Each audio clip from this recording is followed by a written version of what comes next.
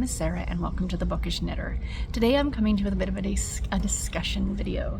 So yeah, I have been wanting to talk about this it's an idea that actually came to me a couple days ago, and I'm like, I think other people have talked on this. I don't know if other people have talked on this, but regardless if people have or not, I can offer in my 2 cents. That's what's great about BookTube.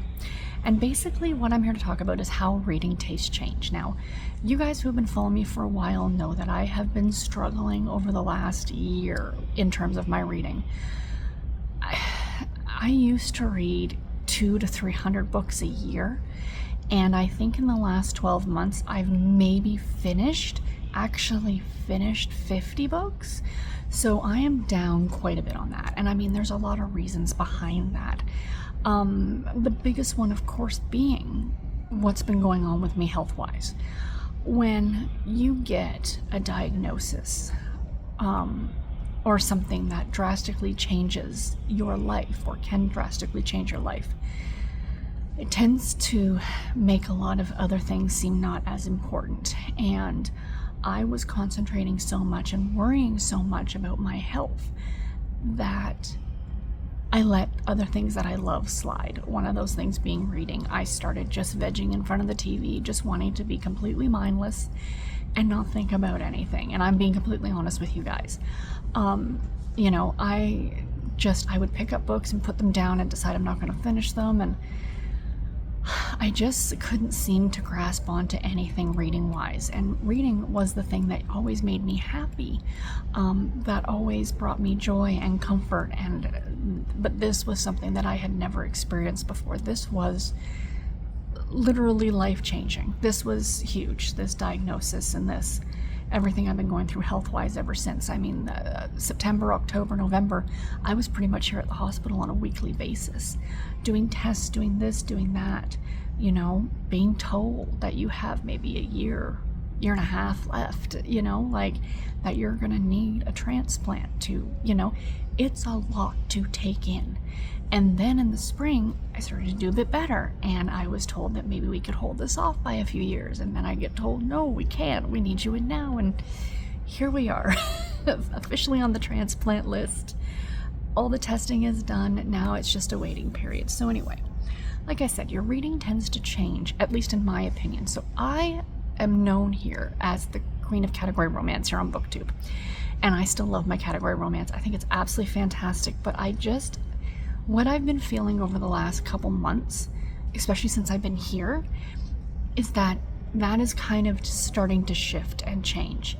And I don't know what it is, but romance in general, not just category, just isn't cutting it for me right now. And I think because a lot of the romance, especially nowadays, tends to deal a lot more in real life stuff, and they're a lot more angst filled. Let's be realistic, right? That's the whole point of the romance. You know, you've got the meet cute, and then you've got the building of the relationship, and then you've got the third act breakup, and then, you know, anyone who's read romance knows the standard formula of how these books go. And, you know, I love them, and I will always love them, and I will go back to them at some point. But I just feel like at this chapter of my life, excuse the pun, I just need something different. And I've fallen back into my love of cozy mysteries, and I have not read cozy mysteries and like strictly just cozies. I have read 3 of them, and I'm on my 4th one, which doesn't sound like a lot, but for me that's a lot to be reading the same genre back to back to back to back. I mean, I just think maybe I'm in my cozy mystery era, aka a la Taylor Swift. I have not listened to the entirety of the Tortured Poets Society. I don't know if I do love Fortnite. I'm addicted to that song. I think that's gonna be my song of the year. That one, or the one off of Post Malone's. Oh my God, Post Malone's entire album is amazing. Amazing. Sorry, complete side note. Music has also been very helpful to me lately in terms of, you know, my sanity. So anyway, what I decided to do is, because I know a lot of you like to tease me, and I joke around it myself. I am the first one to say you do not need to read a series in order. But there is something very satisfying about checking books off a list and being like, I read book 1, book 2, book 3. I'm a list person. I love lists. And what I decided to do it was only just last weekend, is I started to compile a long list of cozy mystery series that I wanted to work my way through. When I'd compiled my list, I did a random number generator and picked 10 of them. And what I'm basically doing is I'm going to read through all 10 of those series in one shot. Like, I'm going to read all the books in each of those 10 series. Some of those series only have 5 books. Some of them have 32. Like, one of them has 32.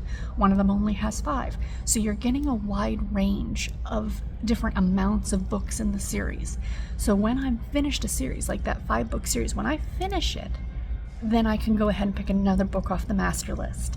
So basically what I'm going to do is read all of the first books, all of the second books, all of the third books. Like, so do you know what I'm saying? Because I really can't read a book series back to back to back. That's my big thing, is that I can't read book 1, 2, 3, 4 in a series. I need breaks. And if I'm basically getting 9 books in between each other book, does that make sense? So yeah, so I'm super, super excited. So did you want me to share with you the series that I'm going to be reading through? You already know 3 of them because I've talked about them in my weekly wrap-up that I finished the first 3 books, but just let me go to my Google Drive and bring up my list, because I know most of them, but I have a feeling I'm going to end up missing something, because I always end up missing something. So let me see here, and I'll flash the first books in each series up here, like the covers, so you guys can go ahead and see them. So we are starting with, so the first one was Murder, She Barked, or the Paws and Claws series by Krista Davis. The first book is Murder, She Barked. I finished this week. I gave it 4 stars. I really liked it. Now, if I do read one of these first books in series and I'm like, this really isn't for me, I can DNF the entire series, but at least I gave it a try to see what I thought about it. And then the next one was the Christmas Tree Farm series by Jacqueline Frost. The first book is The 12 Sleighs of Christmas. And the next series is The Cat Who by Lillian Jackson Braun. The first book, The Cat Who Could Read Backwards. And then the other ones, now this one I did switch it around because it was another series originally, but I put it back on the list and I added this one as a new one instead, because one of the scavenger hunt prompts for the Killing Time with Cozy's Discord group is to read a book with a food truck on the cover, and Ro recommended this series, and I love this looks of the cover, and they're not very long. So the series is the Street Food Cozy series. It's available on Kindle Unlimited, and the first book is called Hostile Talkover. Hostile Talkover, I think is how you say it. So yeah, sounds delightful. The one I'm currently reading is the first book in the Deputy Donut series, and that is Survival of the Fritters by Ginger Bolton, so that's the next one. And then I will be moving on to an extremely long series, but these books are super, super short, and that is the Campers and Criminals Cozy Mystery series by Tanya Kappas. The first book, of course, Beaches, Bungalows, and Burglaries. I can talk, which is actually going to be a reread for me. Like, the first 4 books are a reread for me, but it's going to be a lot of fun. And then I'm going to go to the Beacon Bake Shop, which I did start the first book, but I put it down. It's when I was kind of going through my period of, do I want to read this? Do I want to read that? So I'm excited about getting back to it. The first book is Murder at the Beacon Bake Shop by Darcy Hannah. And then we have a series that I know, Storm, if you're watching this, you're going to be very, very happy. I read a later book in this series, but I'm excited. And I think I read the first book, so the first book's going to be a reread, but I want to do a clean start from start to finish on all these series, like, so they're all fresh in my mind. And that is the Gaslight Mystery series. And the first book is Murder on Astor Place by Victoria Thompson. This, I believe, is like a Gilded Age. Is it Gilded Age? Series that's set in New York City. So that's exciting. 2 more here, you guys. The next one is another one that I've read the first book in, but now I want to go back, reread it, and complete the series, is The Lighthouse Library by Eva Gates. The first book is By Book or By Crook. And the last but not least, probably hands down my very favorite series, cozy mystery series next to the Cat Who mystery series, which is the Noodle Shop Mysteries. I read like 2 or 3 books in this series, like in different spots, but I'm again going to go back, start at the beginning, and work my way through all of them. The first book is Death by Dumpling by Vivian Chen. I cannot wait to get to it. So that is my current plan. So as I am reading over the next few months or so, I'm going to be reading through these. When I finish one of them, like, I think the shortest one might be the Darcy Hannah. I think there's only 5 books in the Beacon Bake Shop. So that one, as soon as I'm done all 5 of those, then I'll go to my master list and pick another cozy mystery series off the list, but I have tons on there.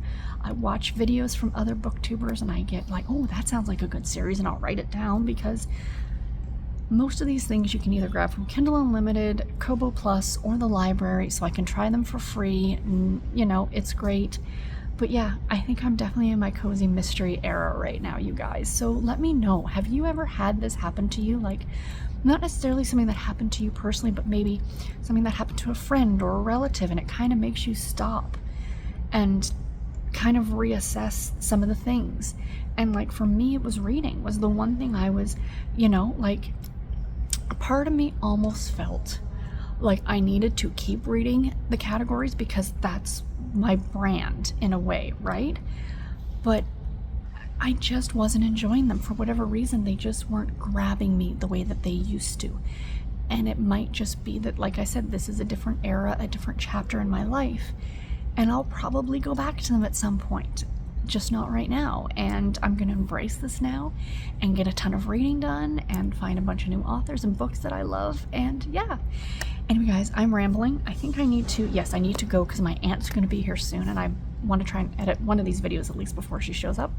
And love you all. Thank you so much for watching, and I will talk to you in my next video. Take care and happy reading, everybody. Bye.